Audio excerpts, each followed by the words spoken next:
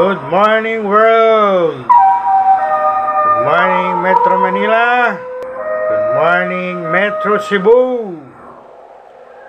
Welcome to our first Sunday morning presentation of Dr. James Lopez Worldwide Bible Exposition. And good morning and shout out to our more than 10,000 member Facebook group, and of course our 10,000 followers in TikTok, and our growing numbers of subscribers in our YouTube channel. Good morning po sa inyo lahat, at kumusta kayong lahat? I will speak in English for our foreign viewers, at ako din po ay magsasalita sa Tagalog, Filipino para sa ating mga kapwa Pilipino kababayan na nakakaunawa lamang ng Tagalog or Filipino. At ang inyo pong napapakinggan ay yan po yung tinatawag na Jewish shofar or trumpet sounding the start of Jewish New Year for the year 2024. I chose that background music, the sounding of trumpet, because that is the Jewish signal of the start of their new year for the year 2024. And today we will postpone for this Sunday only our long series of study about divine healing and financial freedom, because the Lord put something deep in my heart these previous days. Inilagay po ng Panginoong Diyos ni Lord sa puso ko ang kanyang His chosen people, the Jews, the Israelites, the Jewish people, the Semitic people who are in the country of Israel in the Middle East. So this first Sunday, I'm going to teach what I have learned from my in-depth study of world religions from Harvard University, USA, particularly what I have learned about the religion of Judaism, which is the religion of our Jewish brothers and sisters. So ngayon pong umaga ay meron tayong bagong pag-aaralan, bagong tatalakayin, and I'm sure many Christians out there, many of you out there do not know this or do not heard about it yet. Hindi nyo pa napakinggan siguro ito, malamang, at ngayon nyo lang po makapakinggan. So I felt the Lord leading me to teach something new this first Sunday of October. And as I said, in today's video, we're going to study or discuss two significant, very important Jewish holidays, and what lessons we as Christians or Filipinos can learn from them. So sa video po ito sa umaga ito ay tatalakayin natin, pag-aaralan natin yung dalawa sa pinaka-importanting holiday sa Jewish calendar sa buhay na ating mga Jewish brothers and sisters, no? So dalawa po yung kanilang holiday, actually tatlo, this month of October. So yan po yung pag-aaralan natin ngayong umaga, first Sunday, at kakaiba po itong pag-aaral natin. This is the first time we're gonna study and we're gonna learn from them this first Sunday of October. Alright? So this is your servant, this is God's servant, Dr. James Lopez, present student of Harvard University, USA, President of Jesus Still Heals Worldwide Healing Ministries, and the President Dean of the Masters Online Seminary. Alright, so I want everyone to listen carefully and understand what you're going to hear. Lahat po ay makinig mabuti. Habang napapakinggan nyo sa background natin yung tinatawag na Jewish shofar. Ayan po yung horn, ram's horn. Parang turutot yan na malaki. Ayan po ay kanilang hinihipan. They sound the trumpet to signal the start of their Jewish New Year. And also, sa darating pong October 11 or 12, yung pong tinatawag natin sa Bible na Day of Atonement, or sabi sa Bible, yan po ay tinatawag sa Bible na sa Jewish word ay Yom Kippur. Alright? So, meron tayong dalawang Jewish words na pag-aaralan sa umaga ito. I think this is the first time we're gonna hear this. First, yung Rosh Hashanah. Yan po yung Jewish New Year. At Yom Kippur, yan po yung Jewish Day of Atonement. So, gaya po ng binanggit ko kanina, meron po tayong maraming matututuhan sa mga very important holidays na ito ng mga Jewish brothers and sisters natin dyan sa Middle East. Alright? So,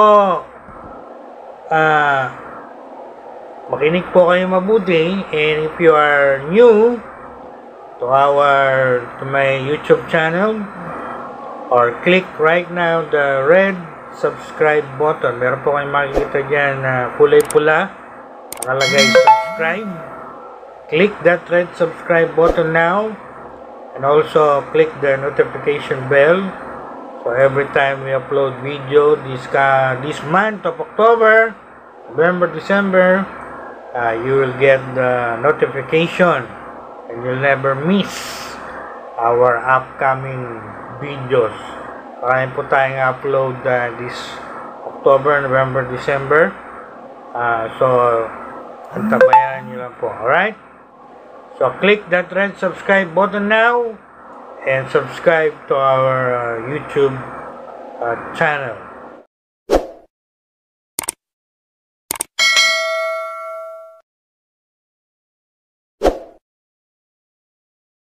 Let's begin our discussion.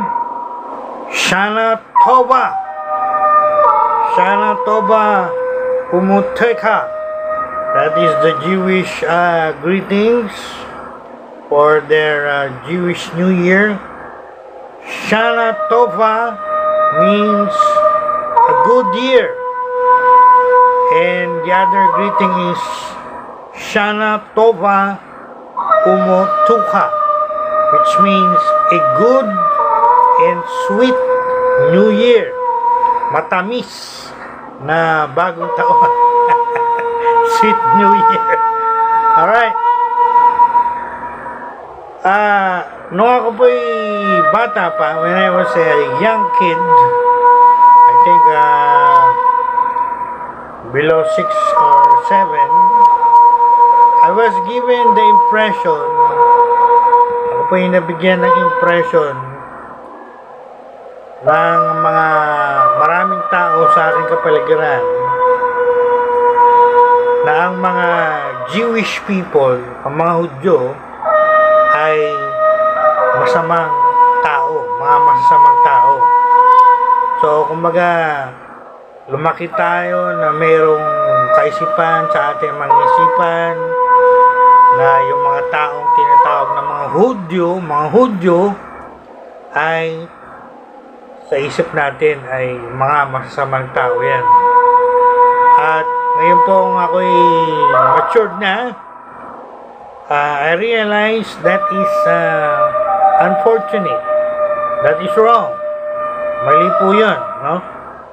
Yung meron tayong negatibong paniniwala or konsepto or misconception patungkol sa Jewish people, mga Hudyo, or we call that in scholar study Semitic people. Mali po yung isipin natin itong mga Jewish brothers and sisters natin sa Middle East ay mga masasamang tao or bad people, no? Actually, yung pong mga misconception na yan, kadalasan nagsisimula yan sa mga maraming misinformation na kinakalat sa buong mundo para bigyan ang maraming tao ng masamang impression tungkol sa mga Hudyo o sa mga Jewish people. Actually, I'm sure of it, maraming tao ay lumaki, kagaya ko, na mayroong mga ganitong mga biases due to cultural narratives na mga naririnig natin sa maraming tao sa ating kapaligiran. At sometimes, yung media, marami ring binibigay sa ating mga portrayals or even yung mga iba nating family members ay mali yung paniniwala na itong mga taong ito ay mga bad people or not good people. So this morning, as I launch this study, I want to join the worldwide movement. Meron pong worldwide movement na tinatagpo sa maraming parte ng mundo natin to challenge and to change this wrong impression and to combat or to fight yung what we call the anti-Semitic sentiments around the world. Alam po natin yung mga nangyayari ngayon sa Middle East, ano? Kung kayo po ay nanonood ng mga news sa TV, sa internet, FYI, just in case you don't know, ang bansang Israel sa Middle East right now is in a war. At sila po ngayon ay nasa matinding pakikipaggera sa Southern Lebanon. At background lang po, lahat po ng kaguluhan, lahat ng mga gerang ito ay nag-start yan. Kung hindi nyo po naiintindihan o hindi nyo alam, last October 7 pa po yan nagsimula, last year. So meaning this coming October 7 ay mag-iisang taon na yung labanan na yan, gera niyan between the Jewish people and the Hamas or the Lebanese. Yan po yung mga Islamic people, mga Muslim po yan, na sila po ay, alam niyo na, nasa giyera, matinding giyera ngayon, no? Ang huli kong napanood, nakaposisyon na yung maraming tangke, maraming tropa ng bansang Israel para lumusog, magkaroon ng ground invasion sa southern Lebanon. Kaya marami pong kapwa nating Pilipino medyo pinauwi na, no? Para hindi sila madamay dyan sa lumalala, sabi ng mga escalating war between these two nations or countries. Alright. So, yan pong anti-Semitic sentiment around the world ay lagana po yan. Pag sinabi po nating anti-Semitic, yan po yung laban sa mga Hudyo. Yung ang maraming taong mapuot, magalit sa mga Hudyo at i-persecute yung mga Hudyo. Even to the point na sila'y pagpapatayin. No, kagaya nung nangyari nung last October 7. At alam po natin sa world history, hindi natin makakalimutan yung tinatawag ng Holocaust, kung saan about 6 million Jews were murdered under Adolf Hitler, Nazi Germany. So makikita nyo po maraming tao ngayon napupuot, nagagalit, nakikipaglaban o nakikipaggera sa mga Jewish people. At isang factor o source niyan ay meron silang tinatawag na anti-Semitic sentiment o sila ay napupuot, nagagalit sa mga Hudyo. Ngayon, ang tanong po na, ang gusto kong liwanagin dito sa video natin, tama po ba na tayo ay magalit o mapuot sa mga taong ito? Well, for me, kung ako tatanungin nyo, ay hindi po dapat, no? Kaya nga, as I said, I joined the worldwide movement to fight these anti-Semitic sentiments. At kami po ay nagkakandak ng mga educational information to counter that anti-Semitic sentiments around the world. Isa pong dapat nating maintindihan ay ang mga Hudyo, they are not that bad. Alright? Hindi po sila masamang tao. At kung kayo po ay nag-aaral mabuti at maraming alam nyo na maraming mga Hudyo ay maraming na-contribute yan sa human society. Isa pong very shining example niyan si Albert Einstein. Alam niyo ba si Albert Einstein? Si Albert Einstein ay, kung hindi nyo alam o hindi nyo realize, siya po ay Hudyo. Ang kanyang mga magulang ay Jewish, no? At kilala natin si Albert Einstein. He was one of the most influential scientists, best known for developing the theory of relativity, and he also made the important contribution to quantum mechanics. The world's most famous equation, E equal mc2. Before I leave this point, short sharing from Philippine history. For your information, our late President Manuel Quezon, during World War II, alam niyo ba ginawa ng ating magiting na Presidente Quezon? Ay nirescue niya po yung maraming Jewish people during World War II. Noong kasagsagan na pinipersecute ng mga German at pinagpapatay ng mga German ng mga Jewish people, ang ating bansa, isa po yung bansa natin sa mga kakaunting bansa na tumanggap at nag-rescue, nagpapasok ng maraming Hudyo dito sa ating bansang Pilipinas. So, ibig sabihin, isa po tayo sa mga tumulong at nagprotekta sa mga Jewish people during their intense persecution during World War II.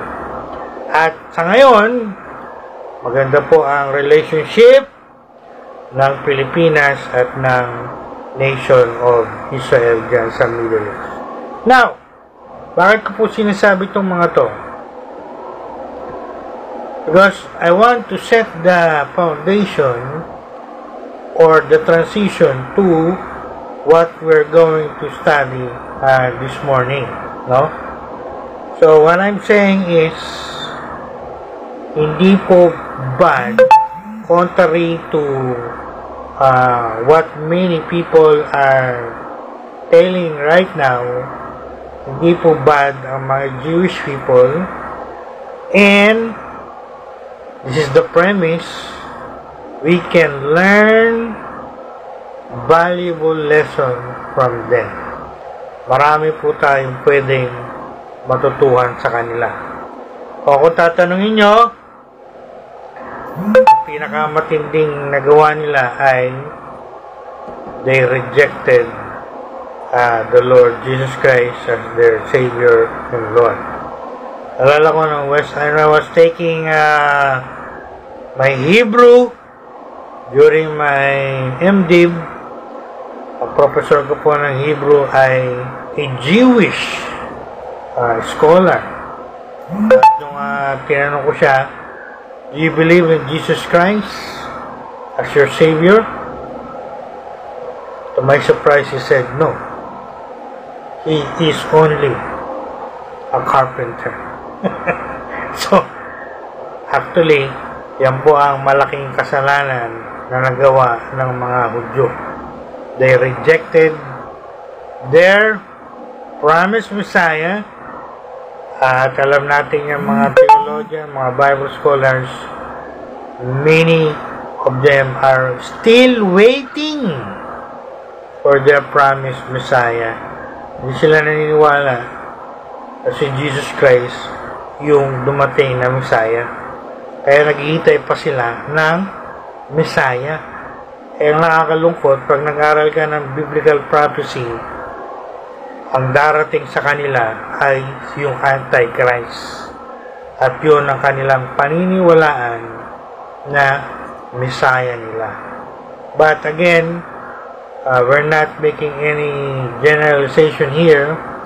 When you study biblical prophecy, alam po natin yan, hindi lahat ng Hudyo, there is a tinatawag na remnant.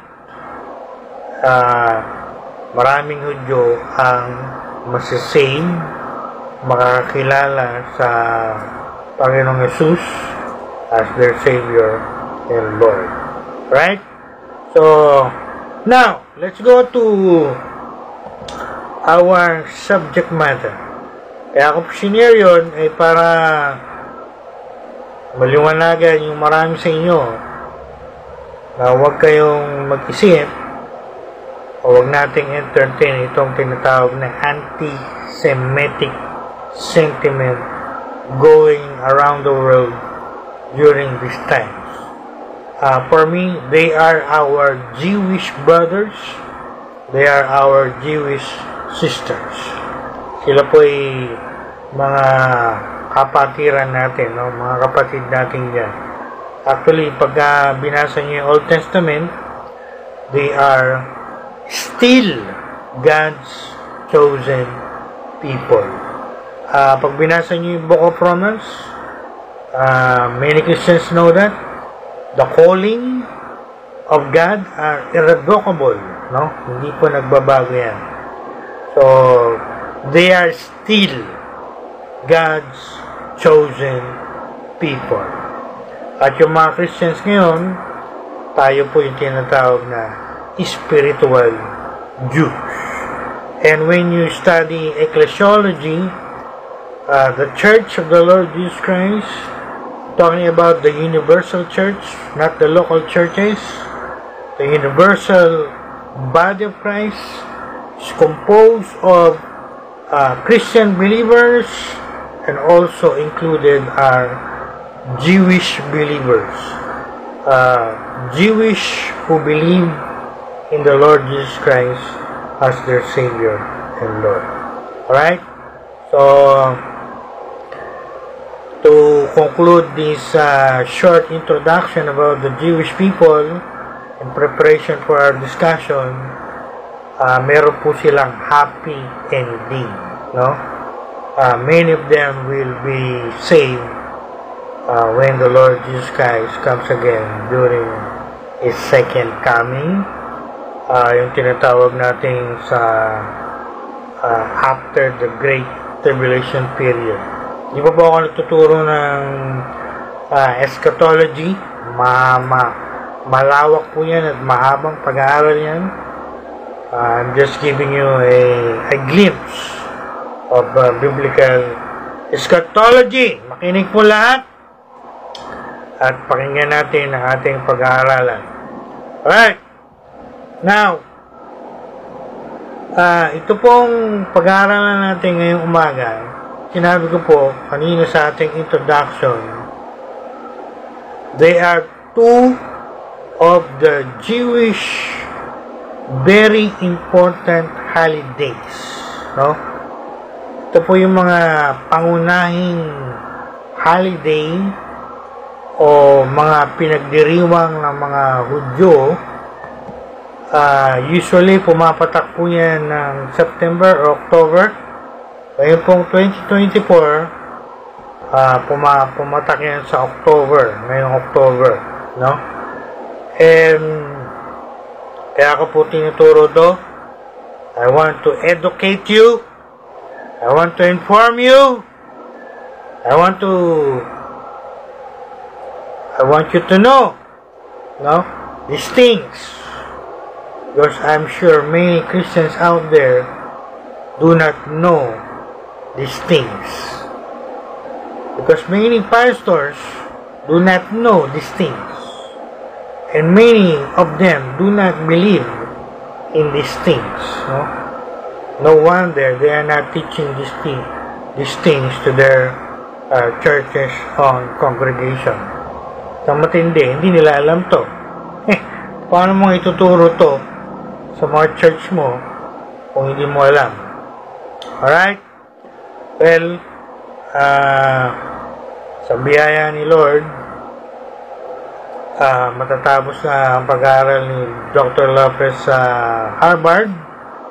Kasama po dyan yung Judaism. I'm about to finish my study of Judaism, and I learned a lot. I think many of them hindi nyo maririnig o hindi nyo malalaman sa mga Bible schools and seminaries here in the Philippines. Only in Harvard University, or particularly Harvard Divinity School in the United States of America. And mind you, ang aking po mga professor ay mga experts, mga department heads sa Harvard, no? Hindi po sila mga professor lang, no? Mga head to ng mga department, no? For example, my prof sa Judaism, he is the head of the Department of Judaism Studies. So this is the truth of the matter.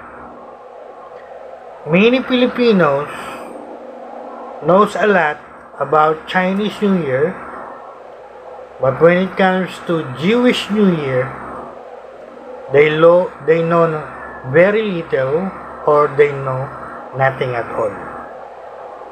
Mas marami sa atin mas alam yung Chinese New Year, no? Pero pagdating sa Jewish New Year, walay. Hindi nila alam ito. So, again, in Hebrew, that is Rosh Hashanah, or the Jewish New Year. Kailan po sineselebrate ito? Actually, tapos na po ito lang celebrate. They celebrated it last October 2 at sundown, and they ended it at night on October 4, 2024. So So meaning, katatapos lang nilang i-celebrate yung kanilang New Year. At ang kanilang i-celebrate these coming days ay yung tinatawag na Jewish Day of Atonement, is in Hebrew Yom Kippur. That's gonna be celebrated this October 11 before sunset. That will conclude after nightfall on October 12. FYI, ang mga Jewish holidays of peace, even their Sabbath, usually they start at night, at sunset, and they end next day, sunset. From sunset to sunset. So, parang yung kagaya sa atin, meron tayong Christmas Eve, gabi ng 24, and then December 25, the day itself. Alright? Now, you might wonder, or you might ask, Bishop, these observances belongs to the Jewish religion, or to the Jewish people, and we're not Jews. So why we study this? Yeah. Anticipated ko na po yung mga reaction o yung mga question na yan, and I included that in my sermon notes. Well, while these observances may belong to the Jewish people or religion, I already said in my intro, the justification, the rationale for this message, for this study this morning is, kung nakikinig po kayo mabuti, ang sabi ko, we can learn valuable lesson from them. Sa Tagalog, bagamat ito po yung mga ginagawa ng mga Hudyo, at hindi naman tayo Hudyo, pero ang mahalaga dito, marami tayong matututuhan sa kanilang mga gawain ito. At mamaya po, isa-isahin ko po yan in this today's video or tutorial. So as I always say, open your heart, open your mind, and don't sleep. Don't close your eyes. And listen carefully and understand what we're going to learn from this sacred Jewish tradition. So, isa po sa nilagay ko sa ang sermon outline, I did a comparative study. Pag sinabing comparative study, ay pinagkukumpara natin, no? So, I did a comparative study on the Chinese and Jewish New Year and how Filipinos celebrate these two New Years. Tingnan nyo po, meron silang parallel o pagkakapareho. Pagdating sa Chinese New Year, they have fireworks. Alam niyo po sa Jewish New Year, wala silang fireworks, pero meron silang shofar. Yung po napakinggan nyo kanina, yung blasting of trumpet. So, maririnig nyo po yung tunog na yan. That means it signals the start. Lumagay sa isip ko, di ba tayo pagka nagsa-celebrate ng New Year, yan, napapakinggan nyo po ulit. Di ba tayo pag nag-celebrate tayo ng New Year, meron tayong mga torotot na hinihipan. So, para din pala tayong mga Jew, no? We're blowing horns or trumpets. Yung mga torotot natin to signal the start of the new year. So, para din tayong mga Jewish people. Although sila, hindi torotot. Ito po yung mga horn, yung mga sungay ng mga ram. Pag sinabing ram, yan po yung lalaking tupa. No, merong lalaki kasi at babae. So, I'm gonna flash a picture of that here in this video. So, you will see how they celebrate their New Year. That's one parallel. Second, sila po ay may mga greetings, di ba? Sa Chinese New Year, may mga greetings. They greet one another, Kong Hei Pa Choi! Well, sa Jewish, they usually have the greetings. I already said that in the intro. They greet one another, Shana Tova, which means I wish you a good year. Or others saying different greeting. Shana Tova Umutuka, which means a good and sweet New Year. I like that.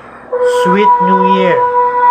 Kaya po, sa kanilang mga festivities or family gatherings, sa Chinese New Year, meron tayong tikoy, di ba?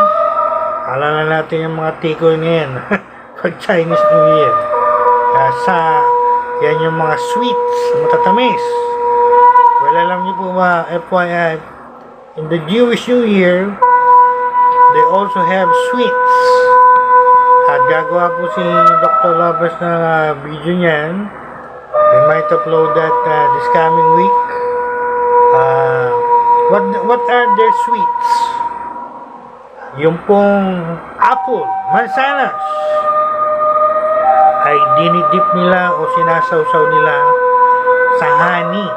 No? They dip apples in honey. That really is a sweet. Talagang matamis siya, no? So, gagawa po tayo ng video na yan. So, to educate you, to inform you. So, kahit pa paano meron kayong knowledge how our Jewish brothers and sisters celebrate their New Year. What they eat, what they do, etc. Alright? So, yan po yung mga konting information lamang na I want to share in this video. Comparative study of how we Filipinos celebrate the Chinese and Jewish New Year. Of course, mas familiar ang maraming Pilipino sa Chinese kaysa sa Jewish New Year. Well, my one lesson objective natin is for many Filipinos to be more familiar with the Jewish New Year, particularly yung mga Christian Pilipino, so mga Pilipino, mga kababayan natin na Christian. Alright? Para alam natin paano nagsa-celebrate itong mga kapatid nating mga Jews, no? Minsan, mas familiar pa tayo sa mga Muslim brothers natin kaysa sa mga Jewish brothers natin. So, here are the lessons. We must learn from these two very important Jewish holidays. Number one, the call to reflection and renewal. That is for their Rosh Hashanah or Jewish New Year. For your information, FYI, because I'm sure many of you don't know it, ang Jewish New Year po, it invites individuals to reflect on their past year, and they assess their past actions and their relationship with God and their fellow Jews. So, ibig sabihin, pag nag-celebrate po ng Jewish New Year itong ating mga Jewish brothers and sisters, isa sa mga ginagawa nila, they do a lot of reflection. Pagbabalik tanaw, o you might call that throwback. Anong binabalik tanaw nila? Yung kanilang nakaraang taon. Yung ano ba mga pinaggagawa nila ng mga nakaraang taon. Paano ba yung naging relationship nila sa Diyos noong nakaraang taon? Paano sila nakipag-relate sa kanilang mga kapwa Jewish noong nakaraang taon? Isn't it like when we celebrate our New Year? Iba ba parang ganyan yung pagsa-celebrate natin ng New Year? I don't know about you, pero alam natin, pag nag-celebrate tayo ng New Year, binabalik tanaw natin yung nakaraang taon natin. Kaya nga gumagawa tayo ng mga New Year's resolution because we want it to be a better one, the new better than the past. So, we reflect on how we did in the past, especially what we have done. Meron ba tayo na-accomplish? Meron ba tayo na-achieve? O meron ba tayo mga kapalpakan na nagawa? And then as we enter the new year, we make the resolution, the resolve to change for the better. And of course, the most important is our relationship with God. So, ganun po ang pagse-celebrate ng mga Jewish people sa kanilang New Year. They do a lot of reflection. Ang kanilang goal to have renewal. Parang yung New Year natin kagaya din ng kanilang New Year. So, anong lesson po dito? In our busy life, how often do we pause to reflect and examine our spiritual journey? I don't know about you, pero me personally, God knows it, I'm not lying. Yung po nakarang araw the Lord led me to do a lot of reflection, to do a lot of throwback. Kulang na lang sabihin ko sa prayer, Lord, wala pa tayo sa December. Why you're leading me to do some reflection. I'm talking to the Lord in my heart. And to make the long story short, it was because the Lord wanted to show me something. And thank God I saw it. And that should be our spiritual journey. No? Karamihan sa mga tao, even professing Christian, claiming to be Christians, they never do this. They never practice this. No? Siguro they will do some reflection at the end of the year na. But never once in a while. But that is not my practice.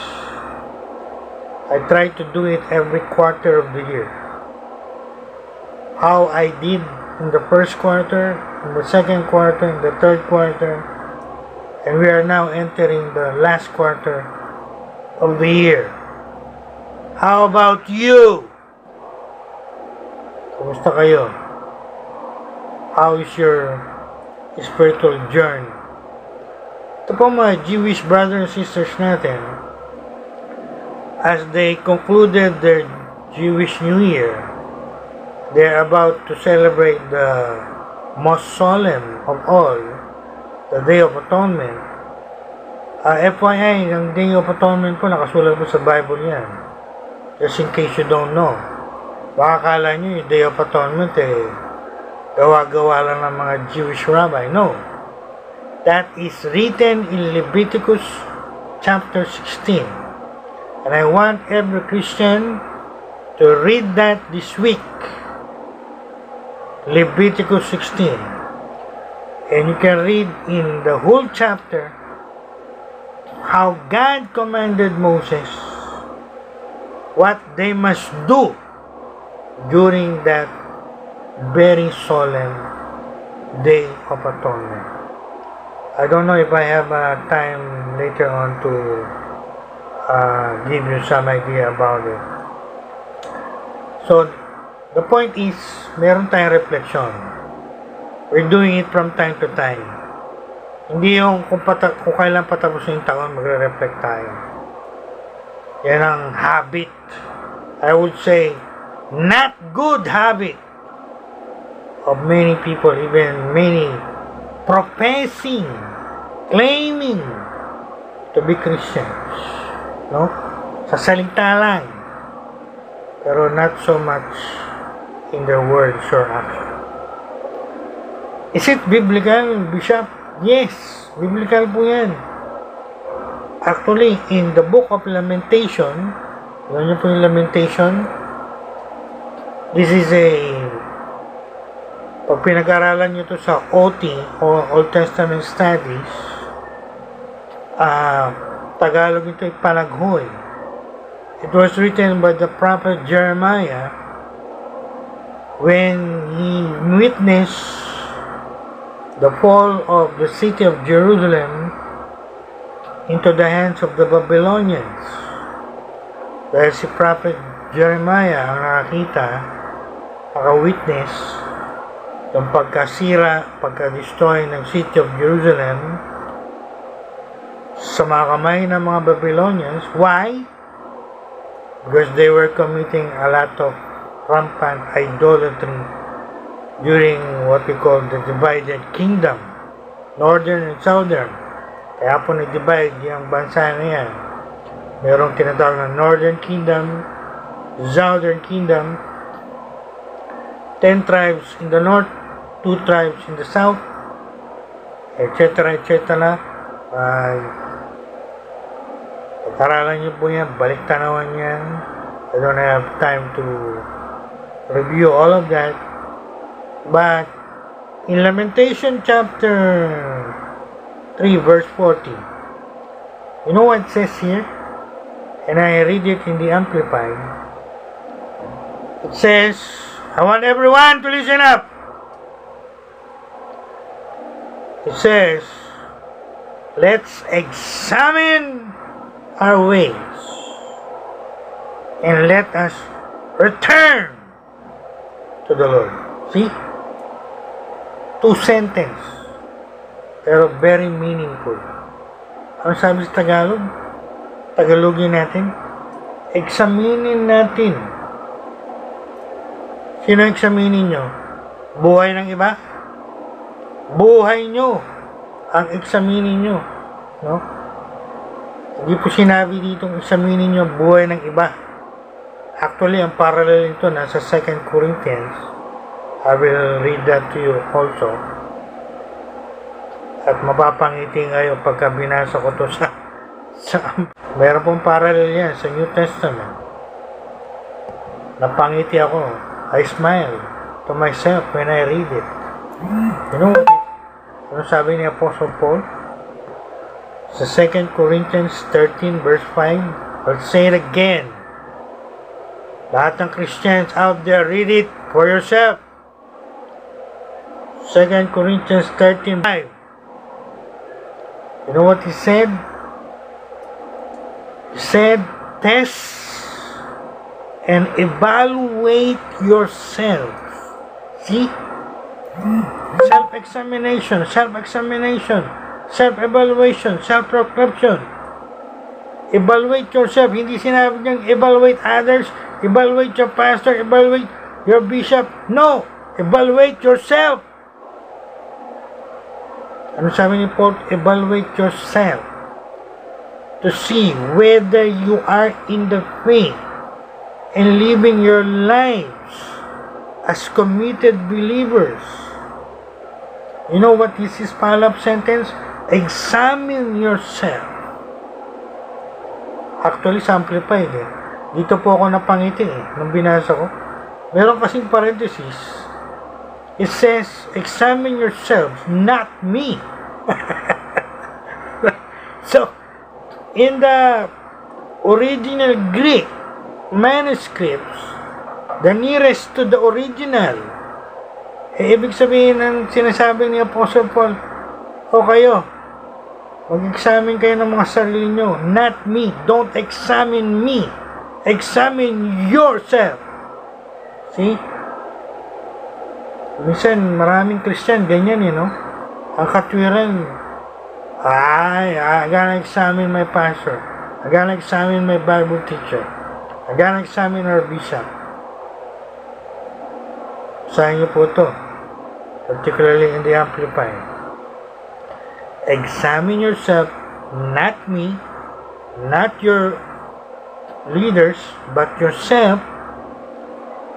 Do you not recognize, sabi dito, this about yourself, that Jesus Christ is in you unless indeed you fall the test and are rejected as counterfeit.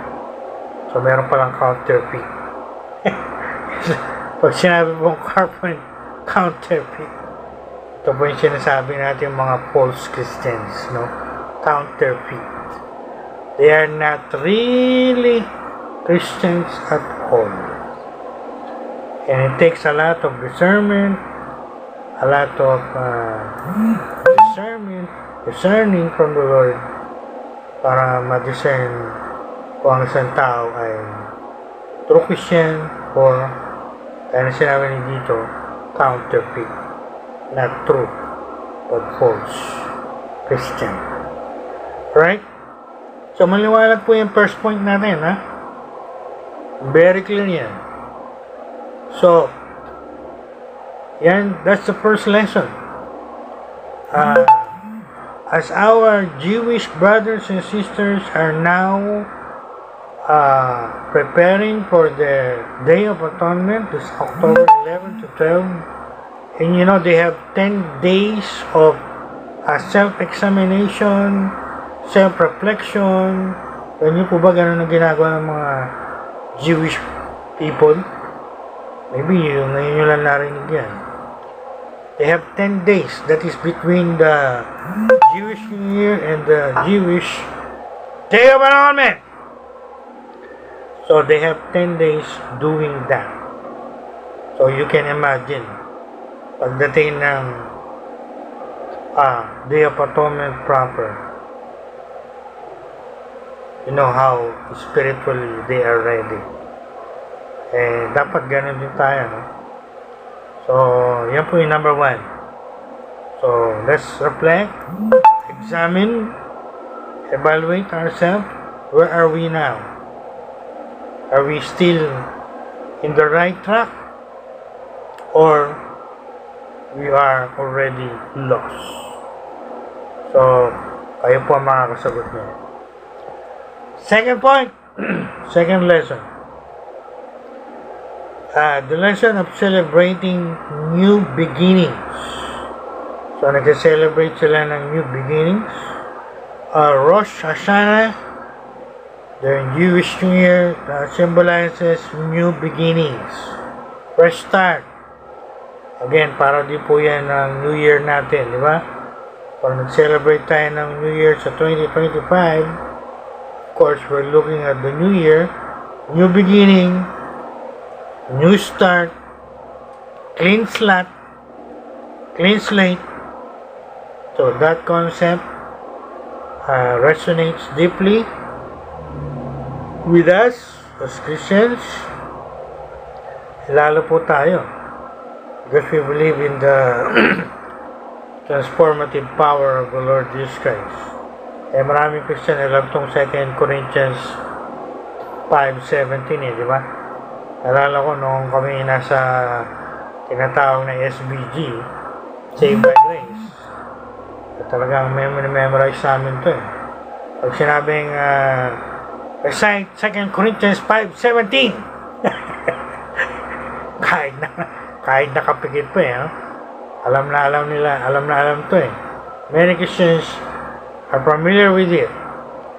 Therefore, if anyone is in Christ, or Christ is really in someone, sabi, is a new creation, new person. The old is gone, the new is come. See?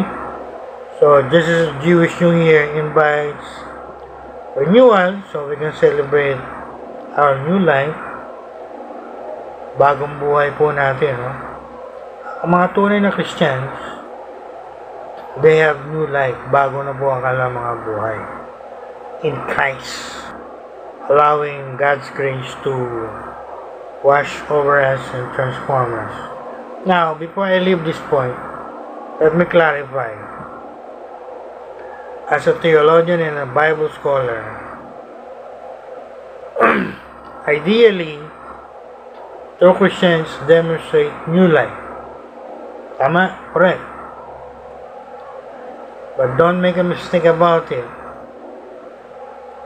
Maraming Christians, lalo na po yung mga hindi pa mature, o sabi nga nila, carnal, body ruled or flesh ruled, from time to time, imbis na new life yung makikita mo sa kanila yung kanilang mga past life, no? Why? Because they are according to 1 Corinthians, body ruled, flesh ruled, carnal, no? Kaya minsan na-disappoint ang marami, na-offend yung marami pag tumingin sa isang Christian. Ang taas-taas ang expectation, Christian to, bago na to. And then when they saw something different, they got offended. Dami nilang pinagsasabi. Well, sinasabi po to ni Bishop, so you will understand that reality, no? We are new creation. That's absolute truth. But realistically speaking, there are times many Christians do not live in that new life. So, from time to time, makikita mo ng mga ugly past nila. Why? Well, the Bible already gave us the answer in 1 Corinthians. Pinag-aralan po namin yan. One main reason is, in Greek, body ruled, flesh ruled, carnal. Pinapayagan na yung laman nila ang mag-dominate sa kanila, hindi yung kanilang new born again spirit, sa soul. Alam niyo na. Alright? When you make comprehensive, it takes a lot of times. Alala ko yung professor ko sa Hinduism sa Harvard. Sabi niya Hinduism is so vast and so old, it will take a lot of time for us to study it. Totoo po yun. Hindi natin mapag-aaralan lahat sa isang upuan. Okay? Kaya maraming tinatawag na series of studies, long studies, because there's a lot of details, a lot of things for you to know, which you can never cover in one session, in 1 hour. So we cannot do comprehensive study. Usually what we do, like now what I'm doing is selective, not comprehensive study. We're just selecting important points, no? Alright, let's go to Yom Kippur, or the Jewish Day of Atonement. Again, I'm encouraging everyone, especially those Christians out there, please read Leviticus 16 this coming week. So, we're gonna join our Jewish brothers and sisters in spirit as they observe their most solemn holiday. Pag sinabi ko most solemn, yung pinakasagrado, no? Pinakaseryoso sa lahat. At ano po yun? Yom Kippur, or means the Day of Atonement. So this is the most solemn of all Jewish religious holidays, when our Jewish brothers and sisters are seeking to remove guilt from their sins, and they will seek to be reconciled with God. Ang equivalent po nito sa Islam ay yung Ramadan, no? Alam niyo po, pagka nag-aaral kayo ng mga religion, they have their own solemn days. Sa Jewish, Yom Kippur, or Day of Atonement. Sa ating mga Muslim brothers and sisters, they have Ramadan. They have parallels, so they have same things. Usually, they go on a long fast, no food, no drink. Pag may asawa ka, no sex. Frankly speaking, you abstain from all of that. You don't eat, you don't drink, you don't have sex with your wife or with your husband. All of the day are spent in fasting and prayer, seeking the face of God. Sa mga Jew in their synagogues, sa mga Muslim in their mosques, and they're trying to achieve what we call reconciliation with their God. Kanya-kanya pong tawag yan, you know. Sa Jews, of course, we know their tetragrammaton. Out of respect, they never pronounce it.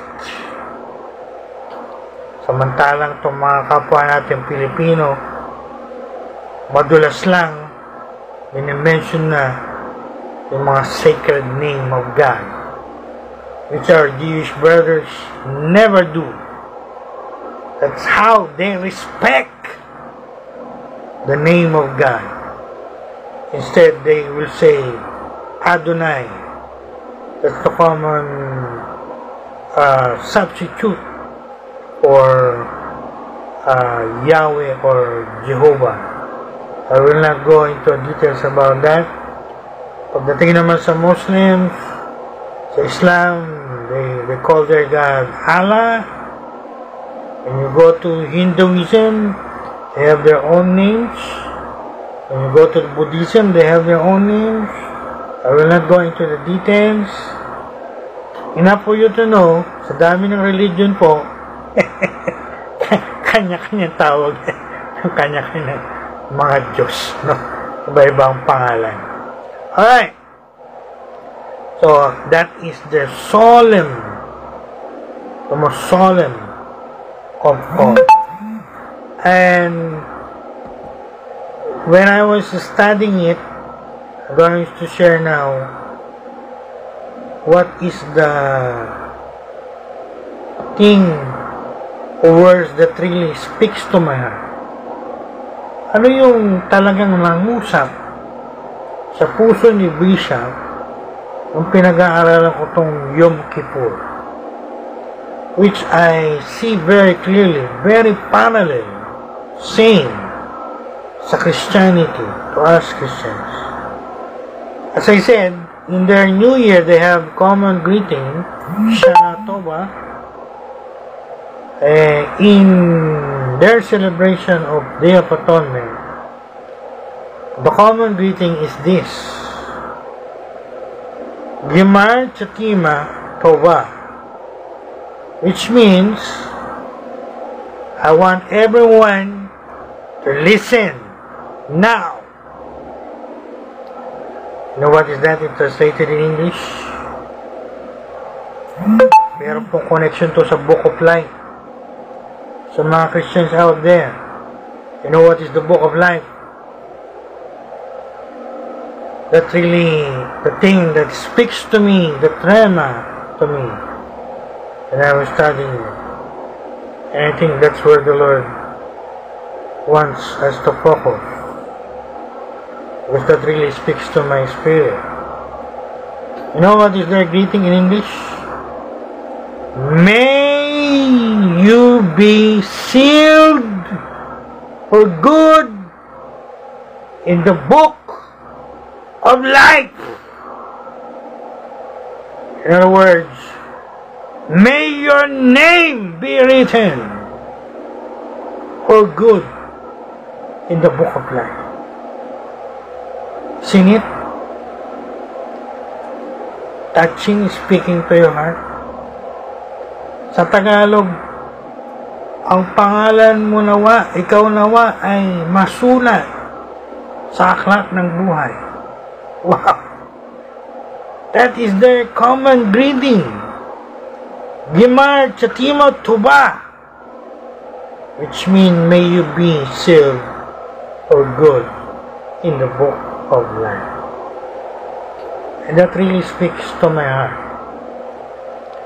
The Lord reminded me about the book of life. No? Kaya isang araw nag-iisip ako when I will make a video to be uploaded in all our social media platforms about the book of life. Bishop Lopez, Dr. Lopez will make a video about the book of life. You know what is the book of life? Basahin nyo lang po sa book of Revelation. Very clear po yan. Nakakatakot. No? Yung sabi sa Revelation 20 verse 15, tinignan ko sa Amplified, because I'm now using Amplified in all verses. It says, if anyone, I want everyone to listen very carefully now. Makinig po ang lahat. Ang sabi po dito, if anyone name was not found written in the book of life, this is in Revelation 20 verse 15. You know what? He or she will be thrown into the lake of fire. That is one of the most fearful thing you can read or hear from the Bible.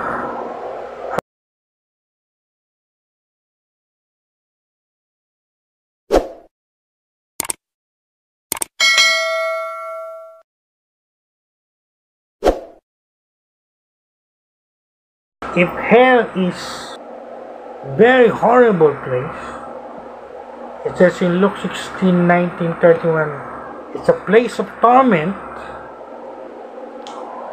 where the lake of fire burning with fire and brimstone. In Revelation, that is the worst. W-O-R-S-T, hindi W-O-R-S-E. W-O-R-S-T. The worst. Ang pinaka sa lahat. That is the final, eternal place of everyone who is damned forever. Dahil nakalagay mismo sa Revelation, kahit hindi ko na ipaliwanag sa inyo ito, basahin nyo sa Book of Revelation. Nakalagay po dyan, those who are in hell. Hell will be cast into the lake of fire. See? Hindi pa ako nagle-lecture ng eschatology niyan. Pero pag tinignan mo lang yung mga verse na yan, makikita mo na magkaiba yan. Kung iniintindi mo. Pero kung hindi mo iniintindi, bahala ka sa buhay mo. So, very clear po yan. Nakakatakot po yan. Yan ang nakakatakot sa lahat. Pag namatay ang isang tao, at sa araw ng judgment, sabi sa Book of Revelation, all the books will be open, and the book of life will be open. I will again, Dr. Lopez will not elaborate on that. I'm just giving you idea. So when the book of life will be open on that day, iba, ginagawan to ng joke, you know. San Pedro daw, maputi ang buhok, pero malaking libro. Tingnan daw yung pangalan mo, kung nandun yung pangalan mo. Kung nandun yung pangalan mo, sige, pasok ka sa langit. Wala ka sa libro na yan, balikan ng lupa. It's a lie of Satan. It's a distorted myth. Hindi po yan biblical. Hindi si Pedro yung nakasulat dito, no? At hindi rin libro yan ni Pedro. Book of life po yan. In other words, the lambs, the book of life of God Himself. At nakalagay dyan yung mga names of every person who is really saved. And if your name is not written there, again, basahin nyo, you know where you will go for all eternity. Hindi po ako nagsabi yan. That's what the Bible says. Yan pa lang no? Pag-isipan nyo. Ewan ko kung mangusap sa inyo yan. Should be. Alright. So, that's why I like their greetings. May your name be written in the book of life. Talagang salvation, Day of Atonement na pinag-usapan dito. Somehow our Jewish brothers and sisters understand it. Unlike many religions do not understand it. They have twisted views or perspective about the afterlife, In Hinduism, the Hindus, pag namatay ang tao, they have the concept of karma and reincarnation. Karma in Hindu means referring to your action, to your works, whether good or bad. So it goes something like this. In the Hinduism, pagka mga good works ang mga pinagagawa mo, when you are still alive, in the afterlife, you will be reincarnated as a good animal or in a good form. But when your mga pinagagawa mo yung mga bad, sa kabilang buhay, mare-reincarnate ka raw like a bad animal. Which, we know Christians, they are not biblical. Wala po sa Bible yan. That's not true. Biblically. Alright. So, I want everyone to pause right now and think about this book of life thing we're talking about in connection with the Day of Atonement. So, napakahalaga po ito. Nga pala, sa Day of Atonement, in Leviticus 16, napakagandang ceremony po ito, What caught my attention, merong dalawang kambing, Dito natin kinuha yung concept ng scapegoat, Have you heard about scapegoat? Sa Bible po yan. In the Day of Atonement in Leviticus 16, the high priest, the Jewish high priest, meron siyang dalawang goats, kambing, isa buhay, isa patay. Dalawa yan. Yung isang goat, papatayin, kukunin yung dugo. They're gonna sprinkle that, they're gonna, the ceremony. What interesting is the live goat, yung buhay na isa. Tawag nila dito, scapegoat. Even in the Bible, it's called scapegoat. Bakit po scapegoat? Ito natin kinuha yung konsepto ng scapegoat eh. The high priest will lay his hands on the goat. They're gonna confess all the sins of the people.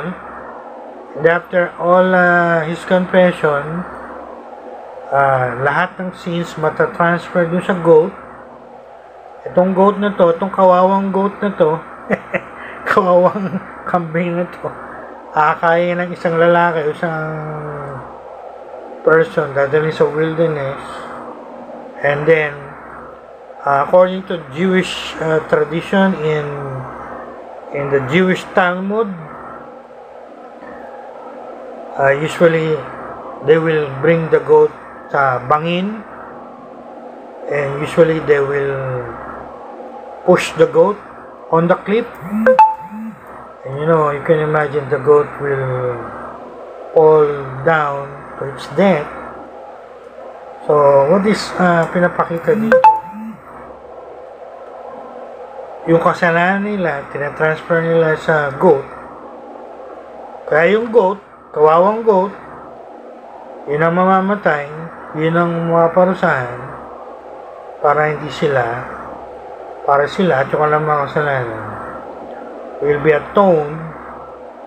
Atonement in Hebrew means covering. It will be covered by the blood of the animals and will be remembered no more.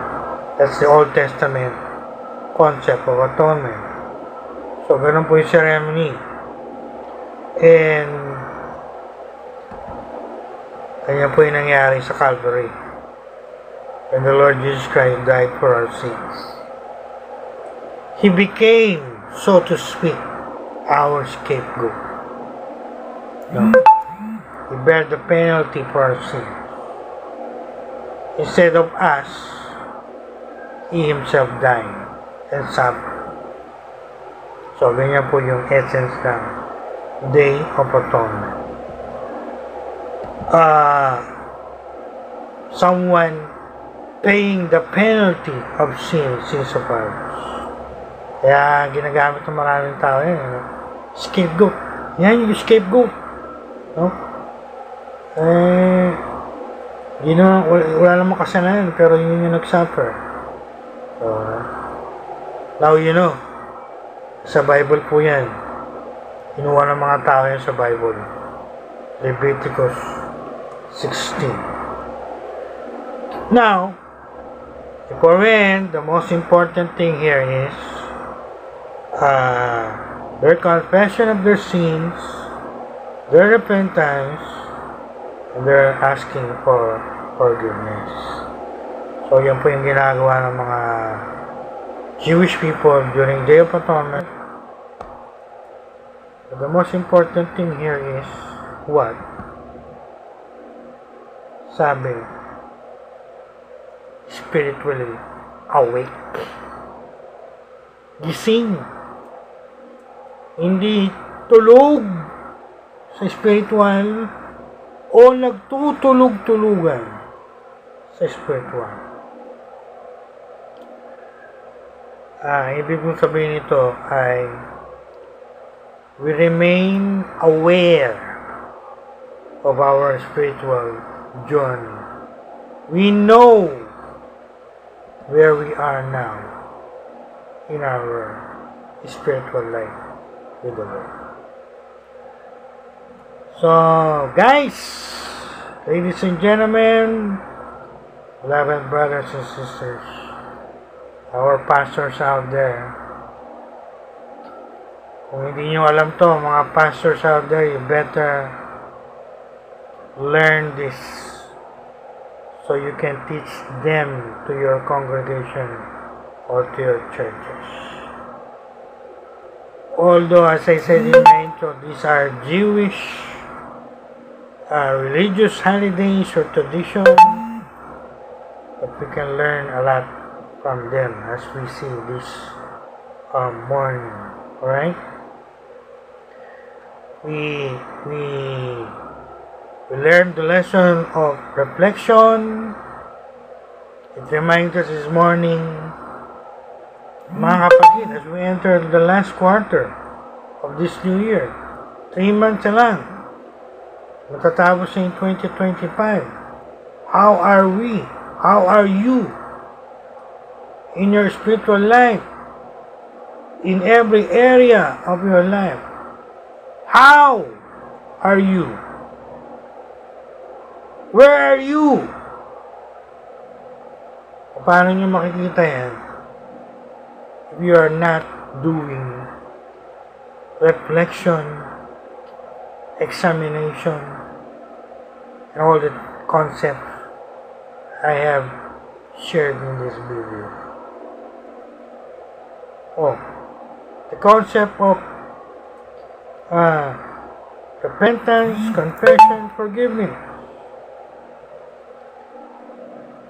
Isa daw sa mga mahirap sa Christian life, yung feeling mo wala ka na nagagawa na kasalanan, no? Feeling mo huling-huli ka. Yun pala, hindi holy, huling-huli. Hindi holy. Yung 3 times sinasabi sa Book of Revelation, Holy, Holy, Holy Lord God Almighty. You know why it is said 3 times? Meron po meaning yan. Basahin niyo po yung ginawa kong study sa Book of Revelation in my Facebook account. Meron po mga meaning yan why it is repeated thrice. Sometimes you feel you're holy. Tawag na ito, wrong sense of security. Yung pala, you are doing some sins and covering them, and you don't want to confess them.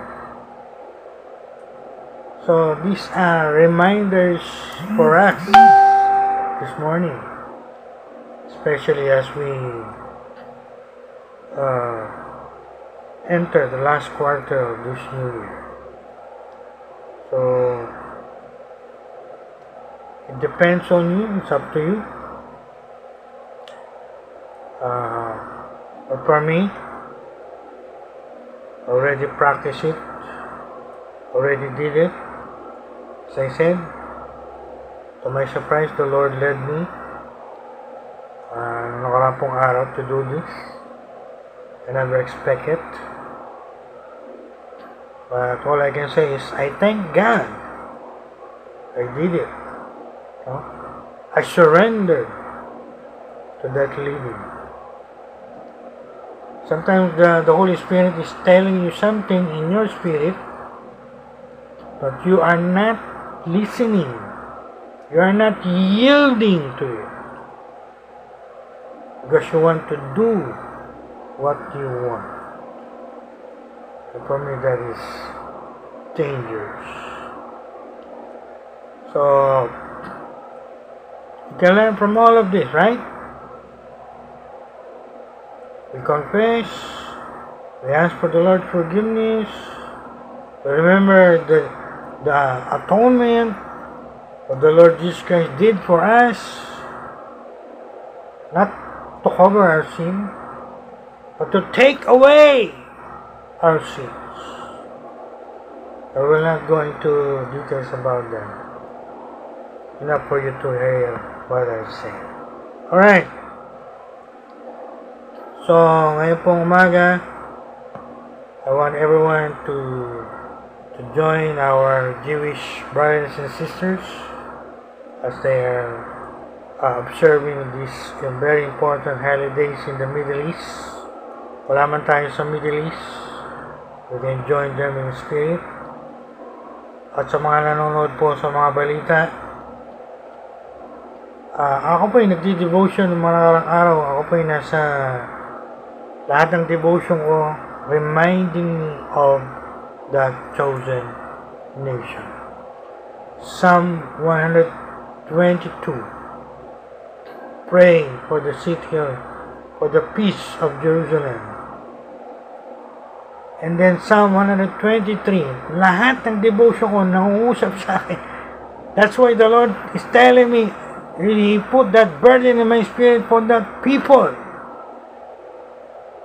So, every chapter. So, alam niyo po yung nangyayari sa Middle East? Mag-offer po tayo right now ng time. Let's offer prayer for the peace of Jerusalem, for the peace in that part of the Middle East. Sabi nga nila, world peace. Pray po natin, matapos na, mag-stop na yung mga gera dyan. Magkaroon sila ng peace agreement, whatever it is. Only God knows. But we can pray for them. Right? And also pray for them na as they celebrate the Day of Atonement, marami pong Hudyo hindi naniniwala kay Jesus Christ. So let's pray for them na makagaya, mabilang sila doon sa mga Jews believe in the Lord Jesus Christ. We call that the Messianic Jews. Jews who believe in Jesus Christ.